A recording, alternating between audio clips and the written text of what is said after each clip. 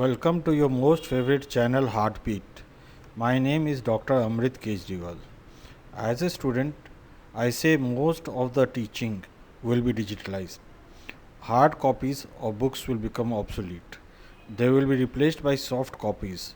Lectures and lecture halls will cease to exist. They will be substituted by videos and online classes. Practical classes will remain in medical sciences. We have to prepare ourselves for a revolution in learning and teaching methods in all disciplines.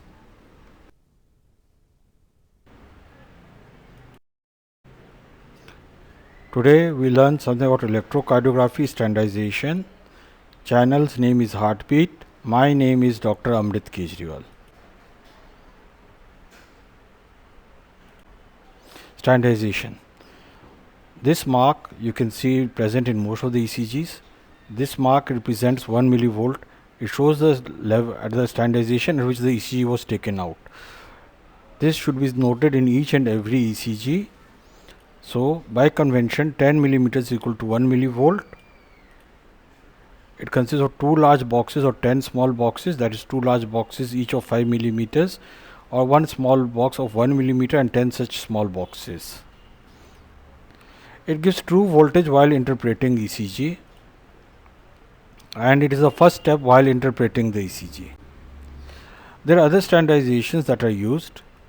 This is the 5 millimeter standardization, and these are 20 millimeters standardization. These standardizations are normally not used unless mentioned otherwise. These ECGs are showing different standardizations. So this is a normal ECG.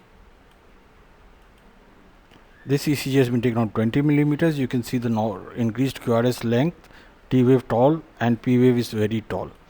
And this is the same ECG that has been taken on the 5 millimeter standardization. You get a small QRS complex, small T wave and a small P wave. Significance. If the ECG is showing very large complexes, then you make 1 millivolt is equal to 5 millimeter, but mention it on the ECG paper. And if there is small QRS complex amplitude, then 1 millivolt is equal to 20 millimeters. Again, you have to mention it on the paper. There was an interesting incident in which the patient had bradycardia and the P wave morphology resembled the T wave morphology. So it looked like a 2:1 block. So we did a 20 millimeter ECG and 2:1 block was ruled out. There is undershooting problem in some of the ECGs. So over here when we see, it's not exactly at right angle, and over here there is also a curve over here. This is not at right angle. So in such ECGs, you get a smaller QRS complexes and a shorter S wave. We can see undershooting and technical error. Similarly, there is overshooting in which the ECG goes up and then it comes down, then it becomes horizontal, again it goes down and then it becomes. In this you get a bit taller QRS complexes than the normal. So now I've put all the 3 ECGs for comparison. This is a normal ECG, you can see the S wave and QRS complex.